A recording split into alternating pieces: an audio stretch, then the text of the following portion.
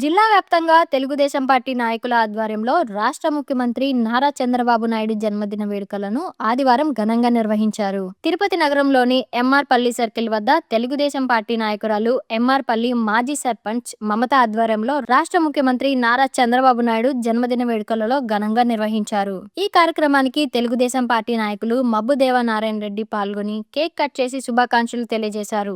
ఈ సందర్భంగా మమత మాట్లాడుతూ నిత్యం ప్రజాసేవలో నిమగ్నం అవుతూ ఏపీ అభివృద్ధికి పాటుపడుతున్న ముఖ్యమంత్రి చంద్రబాబుకి ఆ భగవంతుడు సంపూర్ణ ఆరోగ్యాలు ప్రసాదించాలని కోరారు. ముఖ్యమంత్రి నారా చంద్రబాబు నాయుడు 75వ జన్మదినం సందర్భంగా సుమారు 500 నిరుపేదలకు అన్నదానం చేశామన్నారు. ఈ కార్యక్రమంలో టీడీపీ నాయకులు, కార్యకర్తలు, అభిమానులు, స్థానిక ప్రజలు పెద్ద ఎత్తున పాల్గొన్నారు.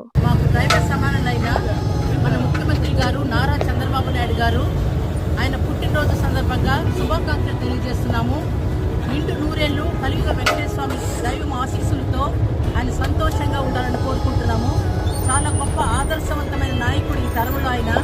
అనుక్షణము మన రాష్ట్ర ప్రజల సంక్షేమం కోసం, మన రాష్ట్ర అభివృద్ధి కోసం ఆయన ఆరోగ్యాన్ని కూడా పనంగా పెట్టి మనం కాపాడుకుంటూ వస్తున్నారు. మనకు తండ్రి ఎలానో అలాగే ఆయన మనందరికీ ఒక తండ్రి, దేవుడు ప్రసాదించిన తండ్రిగా నేను భావిస్తూ ఉన్నాను. ఎన్నోసార్లు గమనించాను ఆయన కార్యదర్శిగా ఏంటి అనేది. ఒక ఆదర్శవంతమైన పురుషుడు ఆయన. వాళ్ళ ఆదర్శ దంపతులు నారా భువనేశ్వరమ్మ గారు కానీ, అదేవిధంగా మన ముఖ్యమంత్రి నారా చంద్రబాబు నాయుడు గారు ఎంతో అన్యాయంగా ఉంటుంది కాకుండా ఒక తల్లిగా, ఒక తండ్రిగా వాళ్ళ తల్లిదండ్రులను ఎంత బాగా చూసుకోవడానికి మనకందరికీ జగన్ సత్యం. వాళ్ళ అమ్మగారు యువనాథ్ అనేవారు. చాలా మంచి కుటుంబ, అంత బిజీగా ఉన్న ముఖ్యమంత్రి అయిన ఆయన హైదరాబాద్ తీసుకెళ్ళి డాక్టర్ వాళ్ళే దగ్గర ట్రీట్మెంట్ ఇచ్చేవాళ్ళు, ఇచ్చేవాళ్ళు. అంత బిజీ షెడ్యూల్లో కూడా భువనేశ్వరమ్మ గారు మమ్మల్ని అంత బాగా చూసేవాళ్ళు అని. అలాంటి ఆదర్శ దంపతులు ఈ కాలంలో వాళ్ళు పిల్లలు ఎంతో నేర్చుకోవాలని నేను భావిస్తా ఉన్నాను. ఒక చిన్న ఉదాహరణ చెప్తాను. మన ముఖ్యమంత్రి గారు అమెరికాకి ఫండ్ రైజింగ్ కోసం ఒకసారి వెళ్ళారు. మన రాష్ట్రానికి ఎన్నో సంవత్సరాల ముందు అక్కడ ఆయన వెళ్ళి క్యాంప్ వల్ల టెక్నికల్ ప్రాబ్లం వల్ల ఆగిపోయింది. ఎవరైనా అయితే అక్కడే కూర్చొని వేరే క్యాంప్ చేసుకుని వెళ్ళుంటారు. కానీ ఆయన ఆ విధంగా చేశారు.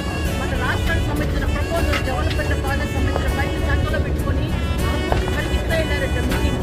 నేను మీటింగ్కి లేట్ అయ్యి సరిగ్గా అందుకోకపోతే మన రాష్ట్రానికి రావాల్సిన నిధులు పోతాయని ఆ వయసులో, ముదుకల వయసులో కూడా ఆయన మన కోసం చెమటకి చుట్టూ పైకి వెళ్ళారు. ఎంతమంది ఉన్నారండి అలాంటి ముఖ్యమంత్రులు. ముఖ్యంగా నా స్నేహితులు ఉన్నారు కర్ణాటకలో, అదేవిధంగా తమిళనాడులో డాక్టర్లు ఉన్నారు.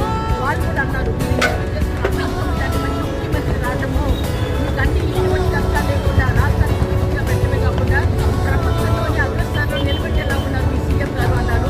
అందుకే ఆయనకి మేము మాకందరికీ అంత గౌరవము. ఆయన మా ఆయుష్ కూడా పోసుకొని నిండు నూరేళ్ళు చల్లగా ఉండాలని దేవుడు మనకి ఇచ్చిన దీవెన మన సీఎం గారని నేను భావిస్తాను. Happy birthday to Nara Chandrababu Naidu garu. God bless you.